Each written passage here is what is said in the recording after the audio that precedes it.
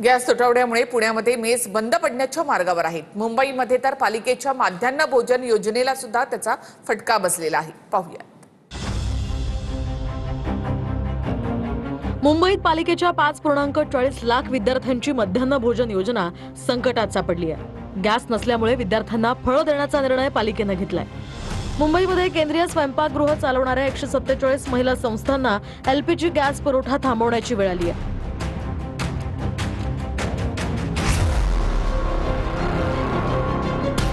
ठाण्यातील वागळे इस्टेट परिसरामध्ये ठाणे पालिकेची टीएमटी आगारातील कॅन्टीन बंद करण्यात आली।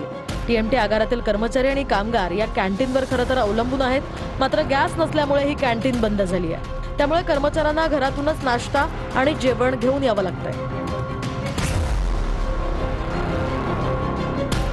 पुण्यातही गॅस मिळत नसल्यानं अनेक मेस चालक एकच वेळ मेस चालवत आहेत। त्यामुळे बाहेरून आलेल्या पुण्यात शिकणाऱ्या विद्यार्थ्यांसमोर जेवणाचं मोठं संकट आलंय। एमपीएससी आणि नोकरीच्या निमित्तानं पुण्यामध्ये राहणाऱ्या विद्यार्थ्यांची संख्या मोठी आहे। त्यामुळे हा मोठा फटका या विद्यार्थ्यांना बसतोय।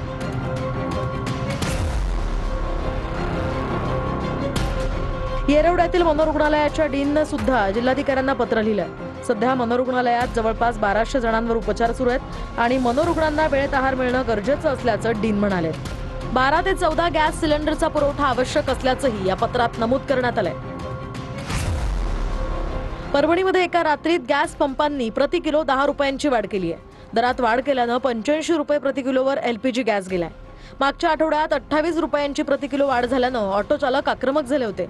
पुरवठा अधिकाऱ्यांना फोन लावत ऑटो चालकांनी कारवाईची मागणी केली आहे। आखाती देशामधील युद्धामुळे देशभरासह राज्यातही गॅस सिलेंडरची कमतरता निर्माण झाली आहे। एकीकडे सिलेंडर मिळत नसल्यामुळे नागरिकांची धावपळ होते, मात्र दुसरीकडे काही भामट्यांकडून नागरिकांची फसवणूक देखील केली जाते।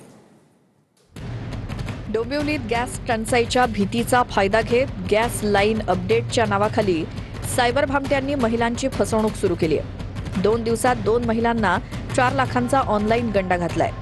एका महिलेची 10 रुपयांचं ई चलन पाठवून फसवणूक, तर दुसऱ्या महिलेला गॅस लाईन बुक अपडेटसाठी एपीके लिंक पाठवून बँकेची माहिती उकळत फसवणूक करण्यात आली।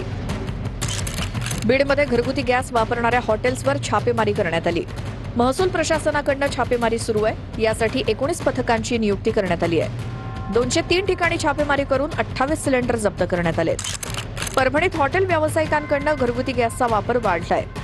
पुरवठा अधिकाऱ्यांनी 3 ठिकाणी धाडी टाकून 7 सिलेंडर जप्त केलेत। हॉटेल चालकांना नोटीस बजावली असून आतापर्यंत 26 सिलेंडर्स जप्त करण्यात आलेत। जालन्यातल्या अंबडमध्ये पुरवठा विभागानं 9 घरगुती गॅस सिलेंडर जप्त केलेत। व्यावसायिक कारणांसाठी घरगुती गॅस सिलेंडर वापर होत असल्याचं आढळून आलं होतं। मुंबईमध्ये गॅस कनेक्शन कापण्याच्या नावाखाली सायबर भामट्यांचा धुमाकूळ पाहायला मिळतो आहे। महानगर गॅसच्या नावे बनावट फोन कॉल केले जात आहेत। गॅस कनेक्शन बंद होणार असून लिंकवर क्लिक करून अपडेट करा असं सांगितलं जात आहे। लिंकवर क्लिक करताच नागरिकांचं अकाउंट रिकामं होतंय। त्यांनी मला तुमचं एक अपडेट नाहीये महानगर गॅसचं। बोललो काय अपडेट? तर बोलतो तुमचं गॅस कनेक्शन बंद होणार आहे असं। ठीक आहे, काय गरज आहे?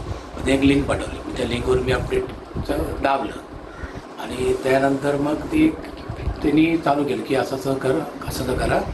तर मी काही ते त्याला अलाव करत गेलो आणि त्याच्यामुळे थोड्याच वेळात असं जाणवलं की माझे OTP येऊन पैसे डिडक्ट होतात। पण मी OTP त्याला दिला नव्हता, पण तो आपोआपच त्याला शेअर होत होता, कारण त्यांनी मोबाईल पूर्ण हॅक केलं माझा। त्याच्यामुळे ही फटाफट माझे OTP येऊन पैसे सगळं नील झालं अकाउंटमध्ये।